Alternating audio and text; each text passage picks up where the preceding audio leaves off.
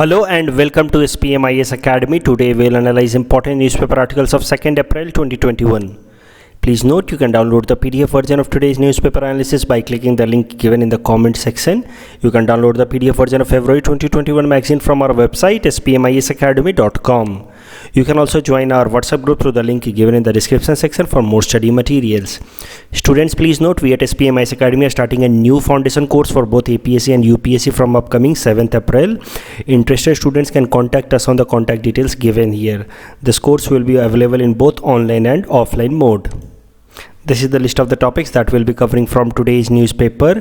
And the first article is taken from editorial segment. It is about implementation of Clause 6. This topic is important from our syllabus paper 6 Assam polity point of view.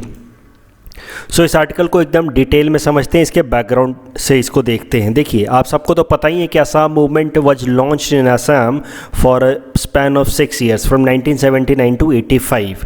और इसके पीछे जो main reason था, जो main factor था, वो था illegal immigrants of Bangladesh infiltrating into Assam. तो ये जो ह्यूज इन्फ्लक्स हुआ था बांग्लादेशी लोगों का असम के अंदर, उस कारण से धीरे धीरे असम के अंदर इंफ्रास्ट्रक्चरल स्ट्रेस पड़ने लगे थे, अनएम्प्लॉयमेंट के प्रॉब्लम्स राइज हो रहे थे, लॉ एंड ऑर्डर के प्रॉब्लम्स निकल के आ रहे थे.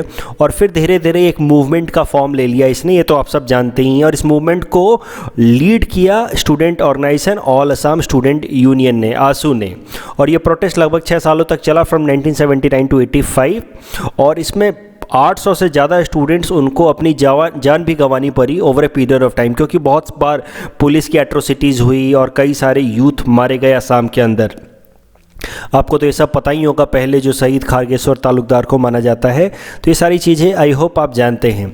अल्टीमेटली हुआ क्या, इतने लंबे प्रोटेस्ट के बाद finally in the end central government agreed to accept the demands raised by the Assam volunteers who were leading this movement. और एक अग्रीमेंट साइन हुआ भारत सरकार और आसाम के रिप्रेजेंटेटिव्स के बीच में ऑन 15 अगस्त 1985, जिसको आसाम अकॉर्ड नाम से भी जानते हैं. ये सारी हिस्ट्री है, आप अच्छे से जानते होंगे इन सारी बातों को. अभी देखिए, ये जो आसाम अकॉर्ड साइन हुआ, इसमें मेनली 2 तरह के डिमांड्स हैं और उन दोनों डिमांड्स को फुलफिल करने का प्रॉमिस किया भारत सरकार ने. पहला डिमांड था कि जो इलीगल इमिग्रेंट्स हैं बांग्लादेश से आसाम के अंदर जो इंटर हो चुके हैं, उनको आइडेंटिफाई किया जाए और उनको आसाम से बाहर भेजा जाए. That means to weed out illegal immigrants out of Assam. और भारत सरकार ने ये प्रॉमिस कर भी दिया कि हाँ, वो ऐसा करेंगे. They will identify the illegal immigrants who have entered into Assam and they will be weeded out और मूव्ड आउटसाइड ऑफ असम. और इसके लिए देखिए, प्रॉमिस तो कर दिया 1985 में, लेकिन इस डायरेक्शन में कमिटमेंट, इसको फुलफिल करने के लिए प्रोसेस स्टार्ट हुआ इन 2013. तो समझिए 28 सालों के बाद प्रोसेस स्टार्ट हुआ in the form of updating NRC. और वो भी एनआरसी अपडेट करने का प्रोसेस स्टार्ट हुआ after directives given by the supreme court. NRC I hope आप समझते ही हैं, एनआरसी को अपडेट ही इसलिए किया जा रहा था ताकि ये जो प्रॉमिस था आसाम अकॉर्ड का, उसको फुलफिल किया जा सके कि जो इलीगल इमिग्रेंट्स आसाम के अंदर रह रहे हैं उनको आइडेंटिफाई किया जाए और उनको आसाम से बाहर भेजा जाए. तो ये प्रोसेस 28 सालों बाद एनआरसी अपडेट के फॉर्मेट में स्टार्ट हुआ, इस कमिटमेंट को फुलफिल करने का स्टेप. लेकिन इसको भी डाइल्यूट कर दिया गया. आप सबको पता है कि फिर सिटीजनशिप अमेंडमेंट एक्ट लेकर के आया गया इन दिसंबर 2019. और सिटीजनशिप अमेंडमेंट एक्ट अपने आप में कॉन्ट्राडिक्शन में है इन एनआरसी. एनआरसी में एक तरफ तो आप आइडेंटिफाई कर रहे हैं कि कौन कौन से इलीगल लोग हैं जो असम के अंदर रह रहे हैं, और दूसरी तरफ आप सिटीजनशिप अमेंडमेंट एक्ट में इनमें से कई सारे लोगों को सिटीजनशिप दे रहे हैं. तो अपने आप में ये दोनों चीज़ें contradictory हो गई. So many efforts put by the Assam government and resources put by Assam government in order to update NRC has been nullified by Citizenship Amendment Act 2019. तो एक बात तो ये हो गई. जो दूसरा इंपॉर्टेंट डिमांड था that was regarding Assamese culture, कि भाई जो हमारा असम का कल्चर है, जो लैंग्वेज है, इन सब चीज़ों को प्रोटेक्ट करके रखा जाना चाहिए. बिकॉज इलीगल इन्फ्लक्स होने के कारण, या बहुत ज़्यादा हेवी लीगल इन्फ्लक्स होने के कारण भी, मतलब बाहर से लोगों के आने के कारण जो असमीज कल्चर है वो धीरे धीरे थ्रेटन हो रहा है. और इस चीज़ को फुलफिल करने के लिए आसाम अकॉर्ड के अंदर एक स्पेशल क्लॉज इंसर्ट किया गया, और वो क्लॉज था clause 6 that talked specially about conservation of Assamese culture. तो क्लॉज 6 पढ़ते हैं. देखिए, क्लॉज 6 का स्टेटमेंट था that there will be constitutional, legislative and administrative safeguards as may be appropriate shall be provided to protect, preserve and promote the cultural, social, linguistic identity and heritage of Assamese people। तो जैसी भी ज़रूरत हो, constitutional चाहिए तो constitutional या legal या administrative safeguard जो भी ज़रूरत हो वो लाया जाएगा ताकि असम के लोगों का कल्चर, उनके सोशल, लिंग्विस्टिक आइडेंटिटी और हेरिटेज को कंजर्व करके रखा जा सके। लेकिन इस डायरेक्शन में भी कोई स्टेप लिया नहीं गया काफ़ी लंबे समय तक। फाइनली एक भारत सरकार ने एक कमेटी बनाई। This committee was headed by retired जज of Guwahati high court Biplab Kumar Sharma साहब। तो इस कमेटी को काम दिया गया कि आप आइडेंटिफाई करें कि क्लॉज 6 को इम्प्लीमेंट करने के लिए कौन कौन से प्रोविजंस लाने चाहिए। देखिए ध्यान से समझिए, एक बात होती है प्रॉमिस कर देना कि मैं आपके कल्चर को प्रोटेक्ट करके रखूँगा, लेकिन इस प्रॉमिस को फुलफ़िल करने के लिए टेंजिबल स्टेप्स, कंक्रीट स्टेप्स लेने की ज़रूरत होती है और वो कंक्रीट स्टेप्स लिए नहीं गए। तो फिर बिप्लब कुमार शर्मा कमेटी बनाई गई 2019 जुलाई के अंदर। बोला गया कि सर आप और आपकी कमेटी आइडेंटिफाई करके बताओ कि क्या क्या स्टेप्स लिए जाने की ज़रूरत है in order to fulfil the commitment made under clause 6। और इस कमेटी ने लगभग 6-7 महीने काम करने के बाद, इस कमेटी में टोटल 13 मेंबर्स थे, हेडेड बाय रिटायर्ड जज of Guwahati high court Biplab Kumar Sharma. ये तो मैं बता चुका हूँ। इस कमेटी ने 6-7 महीने काम करने के बाद लगभग फरवरी 2020 में भारत सरकार को, इनफैक्ट पहले तो असम सरकार को अपनी रिपोर्ट सबमिट कर दी कि सर हमारे हिसाब से ये स्टेप्स लिए जाने चाहिए असम के लोगों के कल्चर को प्रिजर्व करके रखने के लिए। तो मतलब इस कमेटी ने अपना काम फरवरी 2020 में ख़त्म कर दिया, असम सरकार को रिपोर्ट सौंप दी। अब हुआ क्या कि इस रिपोर्ट पे फिर कोई एक्शन नहीं लिया गया। रिपोर्ट फरवरी 2020 में बिप्लब कुमार शर्मा कमेटी ने दे दिया असम सरकार को, नो एक्शन टेकन। सितंबर तक आ चुका था 2020 का, और फिर हुआ क्या कि ऑल असम स्टूडेंट यूनियन के आसू के कुछ मेंबर्स ने इस कमेटी की जो रिकमेंडेशंस थे उसको लीक कर दिया। हुआ क्या कि बिप्लब कुमार शर्मा कमेटी ने तो ये रिकमेंडेशन असम सरकार को दिया था। असम सरकार ने कहा कि हम भारत सरकार को ये सौंप चुके हैं, लेकिन एग्जैक्टली इस रिपोर्ट के अंदर क्या लिखा था that was not known to common public, ये हमें आपको इन जनरल पता नहीं था। और फिर तो कोविड पैंडेमिक स्टार्ट हो गया, तो भारत सरकार और असम सरकार को फिर एक और मौका मिल गया इस क्लॉज 6 के इस रिपोर्ट पे नाकाम करने का, ऐसा इस आर्टिकल में लिखा है। तो सितंबर आ गया, 2020 सितंबर आ गया और तब तक कोई भी स्टेप नहीं लिया गया था इस रिपोर्ट के ऊपर। फिर आसू के कुछ लीडर्स ने मिल करके इस रिपोर्ट को लीक कर दिया। उन्होंने प्रेस कॉन्फ्रेंस बुलाया और उन्होंने प्रेस कॉन्फ्रेंस बुला करके बताया कि इस रिपोर्ट में ये बातें लिखी हैं और असम सरकार को और भारत सरकार को जल्दी से जल्दी इन रिपोर्ट्स के रिकमेंडेशंस को इम्प्लीमेंट करना चाहिए। तो एक bigger question comes here that how AASU members, all Assam student union members got access to this report. आखिर उनको ये रिपोर्ट कहाँ से मिली? तो इस बात में आपको ध्यान से समझना होगा कि जो 13 मेंबर्स की टीम थी ऑफ बिप्लब कुमार शर्मा कमेटी, उसमें से 3 मेंबर्स तो आसू के ही थे और इन तीनों के पास, जब ये 3 कमेटी के मेंबर्स थे तो ऑफकोर्स इनके पास भी रिकमेंडेशंस का एक लेटर था कि जो रिकमेंडेशंस हैं उसकी एक कॉपी इनके पास भी थी और उन्होंने उस कॉपी को फिर प्रेस कॉन्फ्रेंस के सामने लीक कर दिया कि भाई ये रिकमेंडेशंस हैं और अब जल्दी से जल्दी असम सरकार को इसको इम्प्लीमेंट करना चाहिए, भारत सरकार को इसको इम्प्लीमेंट करना चाहिए। तो इस प्रेस कॉन्फ्रेंस के बाद जो चीज़ें हमें पता चली बिप्लब कुमार शर्मा कमेटी के रिकमेंडेशंस के हिसाब से क्या क्या रिकमेंडेशंस उन्होंने दी हैं वो चीज़ें एक बार देख लेते हैं। तो देखिए कुछ important recommendations that were made by Biplab Kumar Sharma committee. First, definition of Assamese people. तो आखिर भाई असमीज लोगों के कल्चर को, राइट्स को प्रिजर्व करने के लिए पहले ये तो डिफाइन करना होगा ना कि असमीज लोग हैं कौन। तो बिप्लब कुमार शर्मा कमेटी ने सबसे पहले डिफाइन किया कि who are Assamese for the sake of clause 6. So it has defined Assamese and according to this report everyone living in Assam from 1st January 1951 or before will be considered as an Assamese person. तो ये तो हो गई definition of Assamese। फिर उन्होंने कहा कि जो लेजिस्लेटिव काउंसिल बनाई जाए असम के अंदर, एक अपर हाउस या लेजिस्लेटिव काउंसिल बनाई जाए असम के अंदर, और उसके अलावा पार्लियामेंट के अंदर या स्टेट लेजिस्लेटिव असेंबली में या लोकल बॉडीज में मिनिमम 80% सीटें एसएमईज लोगों के लिए रिजर्व की जाए, मैक्सिमम 100% भी की जा सकती हैं। जो जॉब्स हैं असम के अंदर उसमें रिजर्वेशन दी जाए एसएमईज लोगों को, उनके लिए कोटा रखा जाए। There should be creation of inner line permit system for Assam as well. तो ये सब कुछ इंपॉर्टेंट हाईलाइट्स हैं of the recommendations made by Biplab Kumar Sharma committee.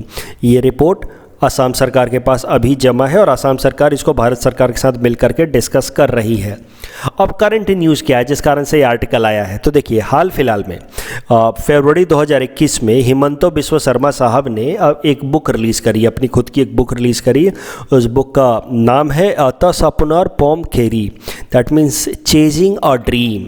और इसमें उन्होंने अपने 25 भाषणों को, 25 स्पीचेज को एक साथ कंपाइल करके दिया है। इस बुक के लॉन्च के दौरान ही, तो पहले तो याद रखना कि ये सीधा सीधा ये बुक का नाम आपसे पूछा जा सकता है कि ये बुक किसने लिखा है। याद रखना हिमंतो बिस्वा शर्मा साहब। और इस बुक के लॉन्च के दौरान हिमंतो बिस्वा शर्मा साहब से सवाल पूछ लिया गया कि सर बताइए क्लॉज 6 पे जो कमेटी का, बिप्लब कुमार शर्मा कमेटी का रिकमेंडेशन है वो कब इम्प्लीमेंट होगा। इस पे फिर हिमंतो साहब ने कहा कि जो बिप्लब कुमार शर्मा कमेटी के रिकमेंडेशन है उसमें बहुत सारे लीगल इश्यूज़ हैं, लीगल प्रॉब्लम्स हैं।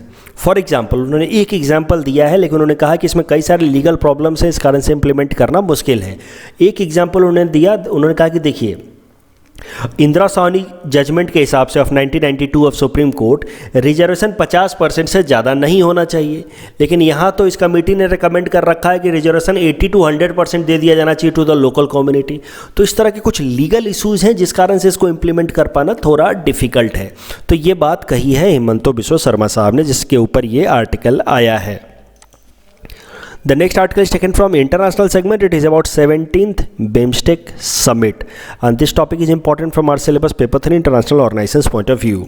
तो करंट न्यूज़ देखते हैं। जैसा कि मैंने आपको बताया 17th BIMSTEC मिनिस्टीरियल समिट चल रही है न्यू दिल्ली के अंदर, और हमारे देश के external affairs minister mister S Jaishankar साहब इसमें पार्टिसिपेट कर रहे हैं। और उन्होंने इसमें पार्टिसिपेट करते हुए कहा कि इंडिया को ज़्यादा से ज़्यादा रोड कनेक्टिविटी बिल्ड करने की ज़रूरत है विद बिम्स्टेक कंट्रीज़। अगले साल सिल्वर जुबली होने वाली है बिम्स्टेक की, तो उसके पहले और ज़्यादा कनेक्टिविटी डेवलप करने की ज़रूरत है बिम्स्टेक कंट्रीज़ के साथ। अब ये न्यूज़ अपने आप में इम्पॉर्टेंट नहीं है, लेकिन ये मैंने आर्टिकल बस इसलिए लिया है ताकि आपको बता सकूं कि बिम्स्टेक कंट्रीज़ हैं कौन कौन से कंट्रीज इसके मेंबर हैं। तो बिम्स्टेक का फुल फॉर्म ही है bay of Bengal initiative for multi sectoral technical and economic cooperation, and it is a regional multilateral organisation. नाम से ही जैसा आपको पता चल रहा है बे ऑफ बंगाल, तो ये तमाम इसमें वो कंट्रीज जो बे ऑफ बंगाल के आसपास हैं। इसमें टोटल 7 कंट्री हैं, 7 में से 5 जो हैं वो सार्क के भी मेंबर हैं, साउथ एशिया कंट्रीज हैं। They are Bangladesh, Bhutan, India, Nepal, Sri Lanka. उसके अलावा 2 countries are south east Asian countries, they are Myanmar and Thailand. तो मोर और लेस आप देखो तो ये तमाम कंट्रीज जो बे ऑफ बंगाल के आसपास हैं, Thailand, Myanmar, Bangladesh, Sri Lanka, India, ये सब इसके मेंबर हैं एक्सेप्ट नेपाल एंड भूटान। तो Nepal, Bhutan though they do not open into bay of Bengal, still they are member of this BIMSTEC. याद रखना बिम्स्टेक को 1997 में बनाया गया था, यानी कि अगले साल 2022 में इसकी 25 साल पूरे हो जाएंगे, सिल्वर जुबली ऑफ बिम्स्टेक। इस टॉपिक के बेसिस पे हमने आपको ये प्रैक्टिस क्वेश्चन दे रखा है। You can attempt this question and you can submit the answer in the comment section. The next article is taken from Science and Technology segment. It is about underwater neutrino telescope. This topic is important from our syllabus paper for Science and Technology point of view. सबसे पहले इस article को समझने के लिए हम समझेंगे कि न्यूट्रिनोज क्या चीज़ होती हैं। तो देखिए, जैसे प्रोटॉन होता है, न्यूट्रॉन होता है, इलेक्ट्रॉन होता है, tiny particles, small particles that makes up an atom, इसी तरह का छोटा सा पार्टिकल, टाइनी पार्टिकल होता है न्यूट्रिनो। लेकिन न्यूट्रिनो में और प्रोटॉन, न्यूट्रॉन, इलेक्ट्रॉन में एक ही अंतर है कि न्यूट्रिनो फ्री तरीके से पाया जाता है, unlike proton, neutron and electrons that are part of an atom. That means neutrinos are also tiny elementary particle, but they are not part of any atom and they freely are available in the nature. एकदम मजे से freely nature में घूमते रहते हैं. They are very tiny as far as their mass is concerned. तो mass almost negligible है, इनके ऊपर कोई चार्ज नहीं होता है, ना पॉजिटिव ना नेगेटिव, और इनका स्पिन हाफ होता है. तो स्पिन हाफ याद रखना, बस ये रट लेना, क्योंकि जिनका फिजिक्स बैकग्राउंड है बस वही समझ पाएंगे स्पिन का मतलब. बाकी सब लोग बस याद रख लेना कि इनका स्पिन हाफ होता है. उसके अलावा देखिए, ये लाखों करोड़ों की संख्या में हमारे आसपास में हर वक्त रहता है. तो हर second trillions of neutrinos hit our body. Many of the neutrinos they are so small that they even pass through our body. तो ये है न्यूट्रिनोज. अभी जब मैं आपसे बात कर रहा हूँ तो आपके आसपास ये तमाम करोड़ों करोड़ न्यूट्रिनोज होंगे और मेरे आसपास भी करोड़ों करोड़ों न्यूट्रिनोज होंगे जो आराम से फ्लोट कर रहे हैं हमारे यूनिवर्स के अंदर. न्यूट्रिनोज की स्टडी इंपॉर्टेंट क्यों है वो भी समझते हैं.